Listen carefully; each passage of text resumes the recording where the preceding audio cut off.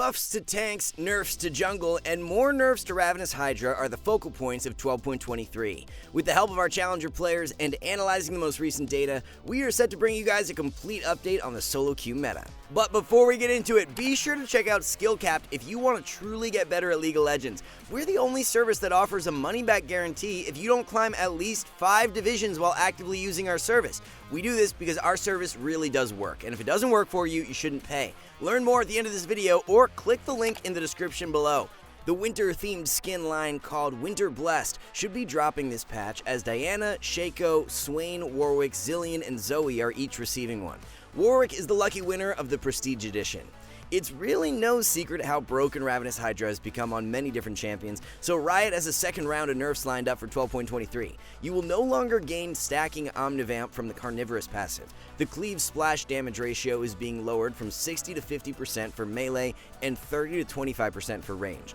All things considered, even after these nerfs, Ravenous will still be stronger than before it was originally buffed. What this nerf should accomplish is prevent everyone and their mother from building Ravenous. It's still going to be a great pickup on a lot of champions, just not the brain dead rush on the vast majority of melee champs. As long as the stacking AD on the Carnivorous passive remains, Ravenous will be a great snowbally pickup, as the 20 bonus AD you can acquire is extremely valuable.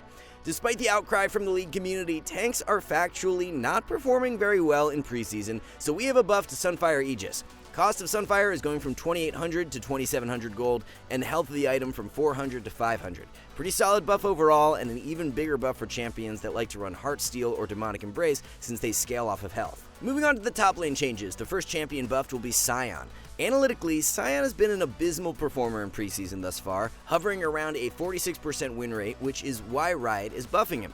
Base mana is going from 330 to 400. Mana growth is up from 42 to 52. Q base damage is bumped from 30 scaling to 110 to 40 scaling to 120.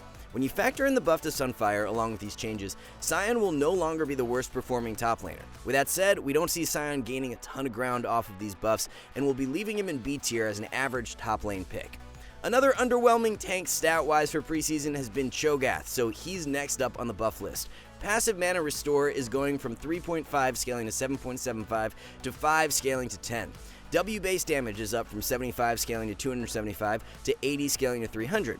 Our cooldown is being buffed, going from 80 at all ranks to 80 scaling to 60 seconds. The passive buff is nice to help with Cho's early sustain, but the other two buffs are pretty negligible. Most Cho'Gath players don't even max W until last, so the 5 bonus damage at rank 1 won't be very impactful.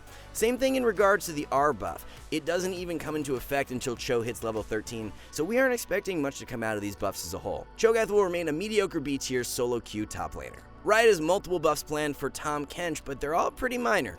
Passive damage will now have an AP ratio where it provides 2% AP per 100 bonus health. Q AP ratio is going from 90 to 100%, while Q self-heal ratio is up from 3 scaling to 5% to 5 scaling to 7%. W AP ratio is going from 125 to 150%. E percent damage stored is buffed from 13 scaling to 45% to 15 scaling to 47% when alone, and from 40 scaling to 50% to 42 scaling to 50% when near an ally. Our percent health damage AP ratio is going from 5% per 100 AP to 7% per 100 AP.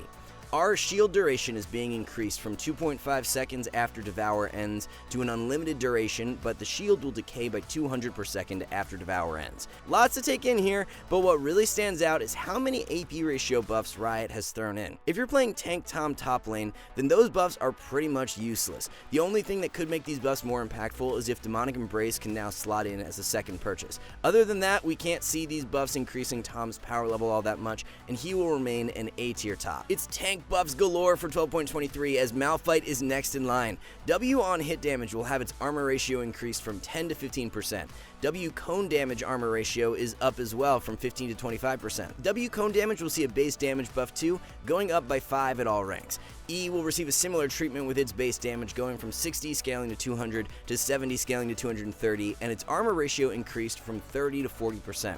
Of all the tanks buffed for 12.23, Malphite has been the best performer in preseason, and these changes will put him in a pretty solid spot. Nothing out of this world, but Malphite will be a good A tier pickup as a result of the changes. For the 12.23 top lane tier list, the OP tier will consist of just one champion, being Shen. We will be keeping a close eye on how the Ravenous Hydra nerfs affect picks like Fiora and Camille, but because they have been so far ahead of everyone else, we don't expect their relative power level to drop off significantly. With that said, the nerfs will have a negative effect, and Shen is actually becoming stronger for 12.23, so we have to shuffle Fiora and Camille into S. Riot is buffing Sunfire Aegis because the majority of tanks are performing poorly, but Shen has been an exception. Without question, Shen will be a powerhouse pick for this upcoming patch, and well above the top lane competition. The best low elo top laners of the patch are Garen, Mordekaiser, and Nasus. Top 3 bans for top lane are Fiora, Darius, and Aatrox. Jungle as a whole is being nerfed for 12.23, so let's run down what Riot has in store. Pet damage is being lowered from 20 to 16 true damage. After your first evolution, you can now consume 2 bonus treats on kill of a large monster. The 20% damage amp when you are alone will no longer work on epic monsters. It was actually possible for certain junglers to solo Baron in 12.22, which is why this nerf is being implemented. 10% of your bonus armor and magic resist will be converted to true damage for your pet, so a buff to tank junglers here. Bonus health ratio is going from 4 to 3%. Monster kill health per level is going from 3 to 6, while monster kill mana per level is up from 2 to 4. Treat gold is seeing a significant nerf, going from 50 to 35 gold. Experience multiplier is being increased at later levels. Gromp's auto attack range is lowered from 175 to 150. Large Raptor's auto range is reduced as well, going from 300 to 200. You will now have more room to kite camps this patch. And the final change is to the Moss Stomper jungle item, with its tenacity duration lowered from 3 to 1.5 seconds, and the tenacity type changed from an item to a champion. Although there were a couple of buffs within all these changes, we expect the nerfs to outweigh them and have a net negative effect on jungle's power level for 12.23. Treat gold down, no more 20% damage amp on epic monsters, and the Moss Stomper nerfs are pretty impactful. Taking a look at the first direct champion change for jungle, we have Amumu. Health growth is going from 89 to 100. Q mana cost is actually nerfed, going from 30 scaling to 50 to 40 scaling to 60. E base damage is changed from 85 scaling to 185 to 80 scaling to 200. W base damage per second is going from 1 scaling to 1.6% to 1 scaling to 2% of the target's max health. For jungle Amumu specifically, these changes should end up net positive, but it likely won't be the case for support Amumu, which we will touch on later. It will be interesting to see if a W max first comes into play for 12.23, as the buff is only impactful if you're maxing W first or second. Since the cooldown of Amumu Q is static at all ranks, and since E and W have both been buffed at the later ranks, maxing Q out last is likely the way to go now. As a matter of fact, if we dive into the stats, even before these changes, Amumu players who maxed Q out last have been winning about 2% more than those who max it second, so we highly anticipate that leaving Q to max last will be most optimal now. These buffs combined with the Sunfire buffs will help get Amumu out of the gutter for 12.23, as he will be placed in our A tier. Assassin Kayn has had a more difficult time fitting into the current solo Q meta, so he will be buffed in 2 different ways. Passive damage is going from 8 scaling to 30% to 13 scaling to 40%. E heal ratio is buffed as well, going from 35 to 45% bonus AD. These buffs should now bring Blue Kayn back to a similar power level as Red Kayn, but won't increase his overall power level a whole lot. A tier is where Kayn will be placed for 12.23. Once a power pick in the jungle at Worlds, Maokai has fallen drastically in preseason, and his play rate has plummeted to below 1%. A bunch of buffs are being issued to combat this, as his passive healing is going from 4 scaling to 10% to 4 scaling to 12% max health. Q bonus monster damage is up from 80 scaling to 160 to 120 scaling to 200. Q base damage is bumped up as well, going from 65 scaling to 245 to 70 scaling to 270. Maokai players who rush Demonic Embrace are actually winning a ton right now, so these buffs should put him in a great spot as long as you're building him optimally. The build to try is actually full AP with a Demonic Rush into Liandry 2nd and Shadow Flame 3rd. You'll want to grab Phase Rush as the keystone to dip in and out of fights easier due to being more squishy with this setup. Maokai will be in our jungle A tier for this patch. Yet another tank buff for 12.23, and this time we have Zac. Zac passive healing is going from 4 scaling to 6.25% to 4 scaling to 7%. Q cooldown is being lowered by 1 second at all ranks. Q base damage will have its max health ratio increased from 2.5 to 4%.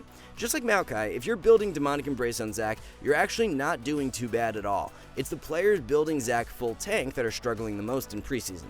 Another stat line here that is absolutely crazy revolves around Zac's boot purchases. Zac players who go Lucidity boots are winning at a very respectable 52% rate, while Zac players going Steel Caps or Mercs are winning only 45% of the time. Long story short, build Zac correctly and he's not even in that bad of a spot. So with these buffs combined with the Sunfire buffs, Zac is definitely not a 47% win rate jungler anymore. We'll be moving Zac from B tier and into A for 12.23. Mordekaiser has exploded in preseason to holding one of the highest win rates for any champion, so a nerf to his clear is on the way. Passive will no longer proc on all monster hits, and instead only proc on large monster hits. The monster damage cap is going from 180 at all levels to 28 scaling to 164. Keep in mind, this is the damage cap, so it's not actually as crazy as it may seem on paper. For example, throughout your first clear, you aren't going to get anywhere near that 180 damage cap. It's more so later on in the game where you will feel the effects of this change. We tested the changes on PvE, and your first clear is no different than before, so Mordekaiser won't be losing very much power from this nerf. As a result, Mord will remain a very strong S tier jungler for 12.23. These hard farming junglers with percent health damage have been loving the new jungle changes, and Shyvana has been one of them. To try and combat her current power level, Riot will be nerfing Shyvana's E on hit damage, going from 3.5 to 3% of the target's max health. Since jungle camps had their health increased in preseason, a percent health jungler like Shiv has been thriving more than others. There's also the very sleeper Blade of the Ruined King into Gauntlet build that works wonders against the health stacking champs we are seeing. Despite the nerf, Shyvana will continue to be placed in our S tier for 12.23. Trundle, being a really good answer to tanks and health stackers, will be targeted with a couple nerfs. Base attack speed is being lowered from 0.67 to 0.6. Our base damage based on target's max health is going from 20 scaling to 35% to 20 scaling to 30%.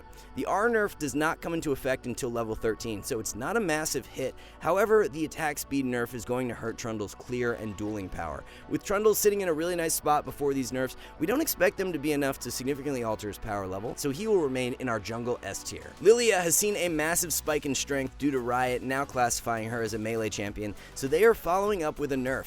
Q base damage is being changed from 70 scaling to 190 to 80 scaling to 160. So this is actually a buff to Lilia's early clear, but a nerf to her mid-game spike.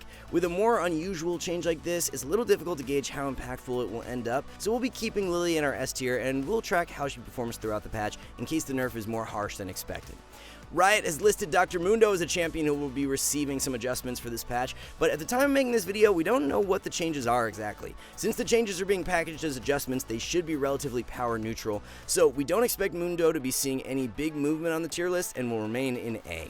For the jungle tier list, it's Echo, Hecarim, Master Yi, Evelynn, and Udyr as the 5 most OP carries. Udyr is looking absolutely nasty right now with his lethality build and should be on every jungler's radar for 12.23. Since full clearing has become most optimal and invading less practical, these junglers who would always rather just full clear are doing great for preseason. It's a bonus if that champ has percent health damage due to all jungle camps having more health, which is why picks like Shyvana, Mordekaiser, Vi, and Udyr are all S tier and above.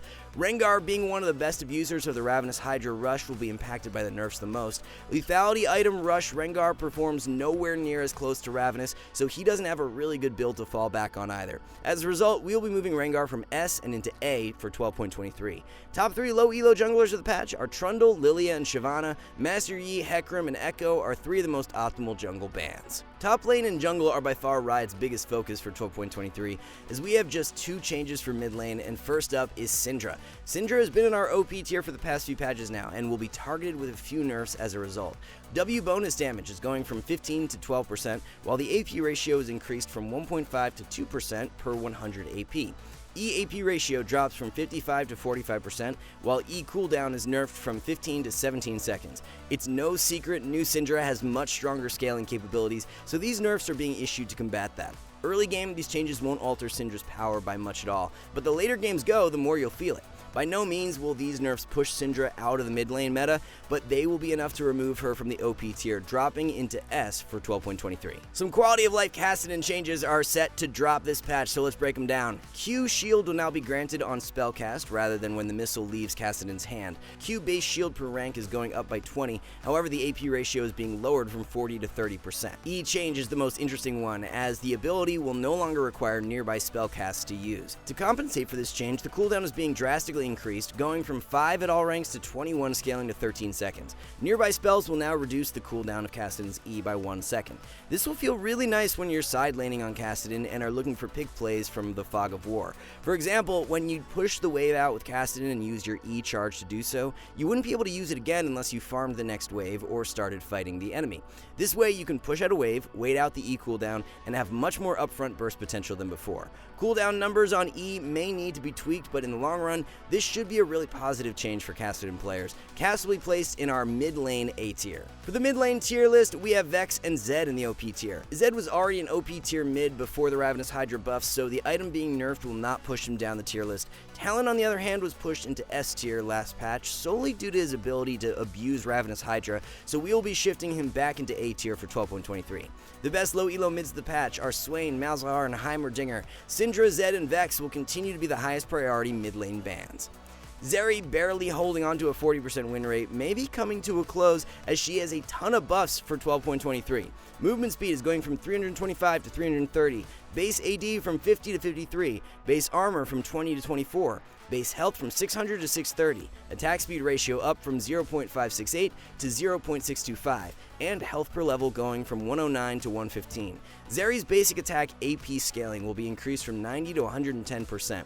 Passive shield bonus is changed from 10% multiplicative move speed to just 10% move speed. Duration of passive is down from 3 to 2 seconds. Q range is lowered from 825 to 750.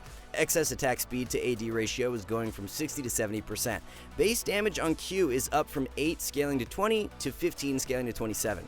AD ratio is up as well, but only at the earlier ranks, so less survivability in exchange for more damage with the Q changes. W damage type is being changed from magic to physical. W will no longer have an AP ratio, however, its AD ratio is going from 100 to 130%, and its base damage from 20 scaling to 160 to 20 scaling to 180. Missile speed on W is up from 2200 to 2500. Beam cast time is increased from 0.75 to 0.85 seconds. So the W changes will help to phase out AP Zeri builds while making AD stronger. E mana cost is going from 80 at all ranks to 90 scaling to 70. Cooldown is lowered from 24 scaling to 18 seconds to 22 scaling to 18 seconds. Now after using E, for the next 5 seconds, your Q will deal additional magic damage to the first enemy hit and pierce targets. Bonus magic damage is 20 scaling to 28 with a 20% AP ratio and 12% bonus AD ratio. After using E, your Q will now deal up to 65% bonus damage based on critical strike. Pierce damage fall off is going from 60 scaling to 100% to 80 scaling to 100%. Ability and attack damage reduce the cooldown of E by 0.5 seconds, increased to 1.5 seconds for crits. When going over walls, the reveal range is going up from 850 to 1500. Lastly, for the R changes, the bonus magic damage is being removed. The range, however, is being increased from 450 to 650. On cast, magic damage is up from 150 scaling to 350 to 175 scaling to 375. AP ratio is going from 80 to 110%, while the bonus AD ratio is up from 80 to 100%. Now, if R hits at least one champion, Zeri will gain 10% move speed, 30% attack speed, and change shots for 5 seconds. Hitting champions will refresh the buff by 1.5 seconds. Hitting champions will now grant Zeri 1 stack of overcharge for 1.5 seconds, and Zeri gains 0.5% move speed for each stack of overcharge. So all in all, with Zeri's attack range on Q being lowered, she's going to be a more vulnerable champion, but Riot has added more damage throughout to compensate. In the long run, this is the right direction to make Zeri a more balanced champion, but how she lands power-wise next patch is really hard to predict, so we won't be making an adjustment until our mid-patch tier list update. For the complete ADC tier list, we have Kai'Sa leading the way alongside Twitch and Tristana. Since Zeri was the lone champion in our C tier for a while, we're going to be shuffling the tier list a little so that there doesn't end up with no champion being in the C tier. Kalista and Aphelios are two of the weaker solo queue ADCs right now, so they'll be pushed down. As we mentioned when covering the Zeri changes, it's pretty impossible to predict for our pre-patch tier list where Zeri will land power-wise, so we will hold off on moving her up until our mid-patch update. Even though Ravenous Rush has been extremely strong in ADCs like Draven, Samira, and Neela, majority of players have not been building the item, so the nerfs to Ravenous won't have a major impact on their power levels. Best low elo ADCs of the patch are Tristana, Misfortune, and Ziggs. Draven, Kai'Sa, and Samira are 3 of the most optimal ADC bans. Just one lone support nerf for 12.23 as Yuumi has been targeted. Passive cooldown is going from 14 scaling to 6 seconds to 18 scaling to 6 seconds. Our root duration is nerfed as well, going from 1.75 to 1.25 seconds. A 4-second longer cooldown on passive will have a major effect on Yuumi's trading power in certain matchups. 0.5 seconds lower on our root duration is huge as well, and will limit the ability to secure kills or chain CC from time to time. Definitely going to be better enchanter supports for solo queue as Yuumi will be placed in our B tier. For the support tier list, we have Soraka, Janna, Blitzcrank, and Maokai locking down OP tier spots. Maokai buffs not only help him in the jungle, but will boost his support power, as well as the added base damage to Q will enhance all-in power.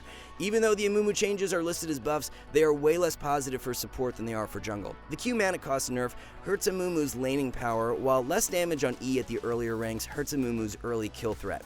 Laning power of Amumu is definitely getting weaker this patch, which should result in him losing strength as a support. As a result, we will be moving Amumu into our support A tier. The top 3 low elo supports of the patch are Brand, Heimerdinger, and Zyra. Janna, Blitzcrank, and Heimerdinger are the best support bans. Alright guys, before we wrap this up, let's tell you a little more about SkillCapped. So, we offer a 5-division rank up guarantee, and think that's a pretty crazy thing to offer. It's like a gym membership guaranteeing you'll get ripped. Your local gym would go bust if they offered that, right? Not us. We've offered this for years because our service really does work. It works so well, in fact, that we're able to produce by far the largest catalog of premium league guides on the internet. We add over 20 videos a week, with over 1,600 guides curated into over 100 courses no one can compare. We've also sent challenger players into Elo Hell 714 times and counting, where they commentate how to carry live. They also respond to all questions asked. Sign up today for as little as $6.99 a month if you are serious about improving.